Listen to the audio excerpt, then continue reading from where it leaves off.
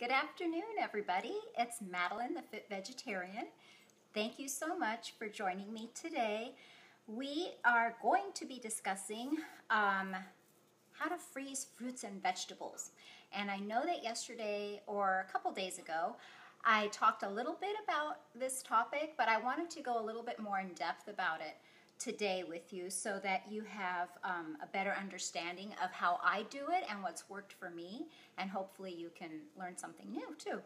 So when freezing fruits and vegetables, the first thing that you have to do is get organized. I'm sorry, but I am a major organizational freak. I readily admit it.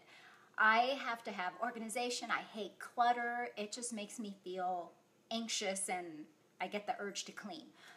So here are the materials that you're going to want to gather when you're going to be doing some freezing of your produce. You're going to want to get a permanent marker like a Sharpie, heavy-duty aluminum foil, Ziploc baggies that are freezer, like the freezer storage kind, and some containers. They can be either glass containers or they can be plastic containers. Entirely up to you. I personally like to use glass ones.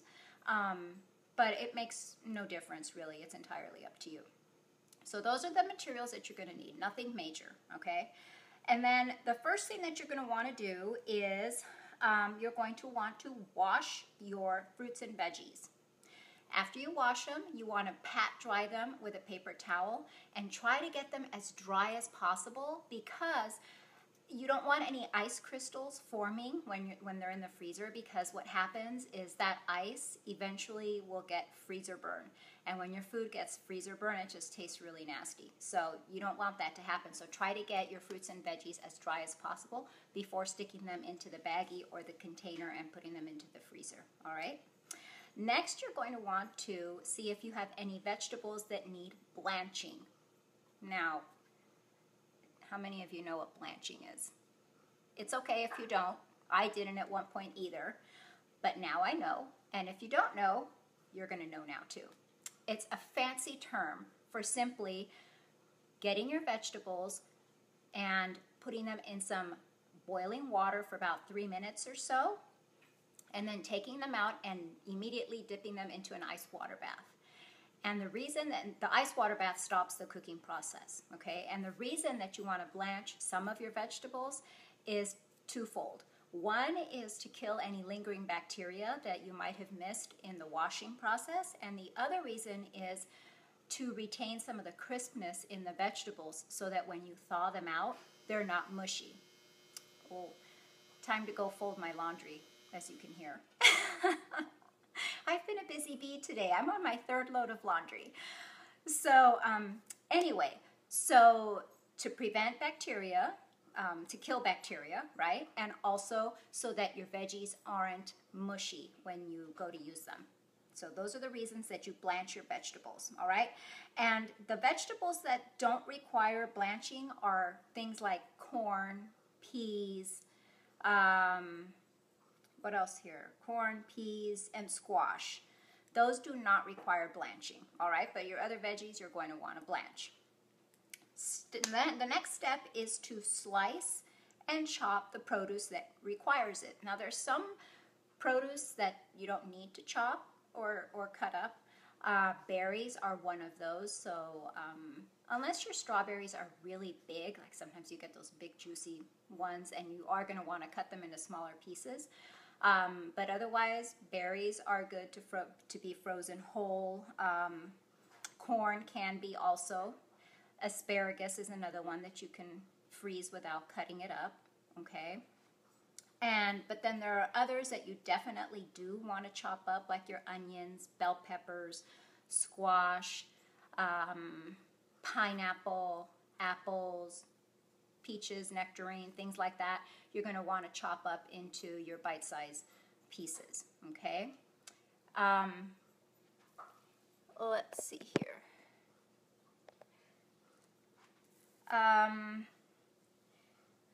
The next thing that you're going to want to do is see if you have any produce that requires a lemon water bath. And The lemon water bath is simply 1 tablespoon of lemon juice with 4 cups of water. So you mix the tablespoon of lemon juice into your 4 cups of water, and you use that for your fruit that turns brown after you cut it and the air hits it. So things like apples, nectarines, peaches, bananas.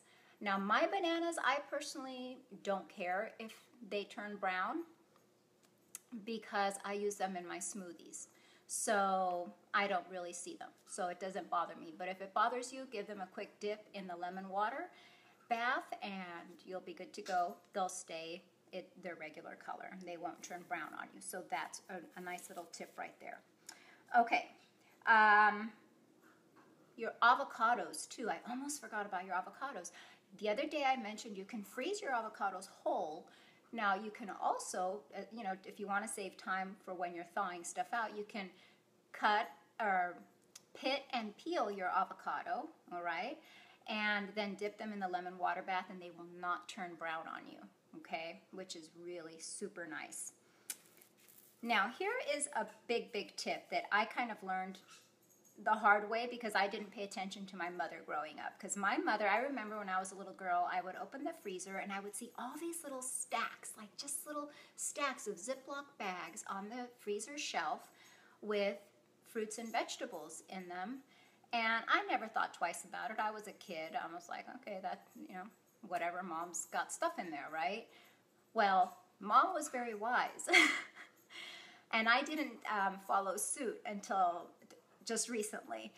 Rather than just throwing your fruits and vegetables into a Ziploc bag in a big ball and throwing it in the freezer, you're going to want to pack them flat, kind of like little envelopes, if you will, right? Just like this. So that for 2 reasons. One, man, oh man, does this save space in your freezer. If you've got a big ball of stuff, you're occupying a lot of space. And number 2, it takes forever to thaw out. If you have it flat, you could even grab a little bit at a time of whatever you need and just stick it right back in the freezer, as opposed to a giant ball, and then you're kind of stuck with having to take all of it out and use all of it up. So I guess the moral of the story is listen to your moms, right? All right. Also, when you put your produce into the baggies, if you're using the baggies, get a straw. I know this sounds weird. It works. Trust me. You're going to be your own, what are those containers called? Those vacuum seal bags, right? So you're going to do your little version of a vacuum seal bag. You're going to seal up as much as you can of that plastic bag, stick your straw in, suck out as much air as you can, and then quickly remove the straw and finish zipping up that bag. The less air you have in your baggie when you stick it in the freezer, the longer your vegetables and fruits will stay fresh. Okay, so less air equals more freshness for a longer period of time, and that is a really good thing. So that is what you want. The last step is label your containers, okay? So that's when your Sharpie marker comes in handy. Your Ziploc bags, they come now with this fancy little white area where all you have to do is write the contents on there. Please, please, please, mark the date that you packaged your food and what is in it. Trust me, I know you'll say to yourself, oh, I'll remember what this is and I'll remember when I put this in there. I tried that method. It doesn't work. It really does not work. I have opened up my freezer time and again, okay? I take out a bag of something or a container filled with something and I'm like, what is that? I had no clue what it was. Don't let this happen to you because then you end up wasting food. And the whole purpose of this is to save money and to save on your groceries. So label the contents, what did you put in that bag, what is in that container, and label the date that you froze it, okay? And what else? Let's see, if you're using plastic containers, this is what I want you to do. After you put your produce in the container, you put the lid on, get your heavy-duty foil, and wrap the foil tightly around that container so that it's completely sealed with foil. This gives you an extra barrier between your food and air, because some air is bound to seep in through those plastic containers, through the lid and the container itself. So this is another way to ensure that less air gets in, less chance of getting freezer burn on your produce, okay?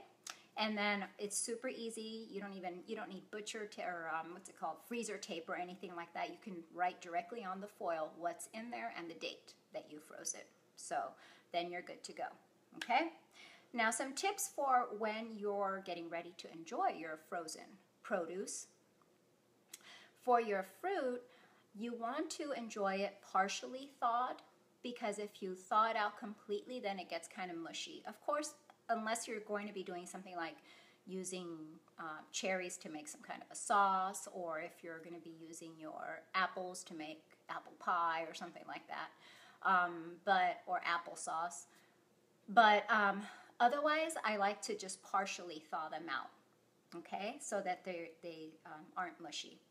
For your veggies, gosh, you could just grab your veggies and throw them frozen directly into soups, into chilies, into stew. It's super handy to have your veggies, chopped up and frozen and ready to be used. So those are some tips for you there. I think that's all that I have for you today. I hope you found these tips helpful. I know that they certainly have helped me in the kitchen to save time and save money when I buy in bulk, and I hope that they help you too. And I'm sure that if you put them into effect, they will help you fuel up for a fit life. All right, I am going to go get my workout done now and fold some more laundry. Have a great day, everybody. We'll see you next time. Bye-bye.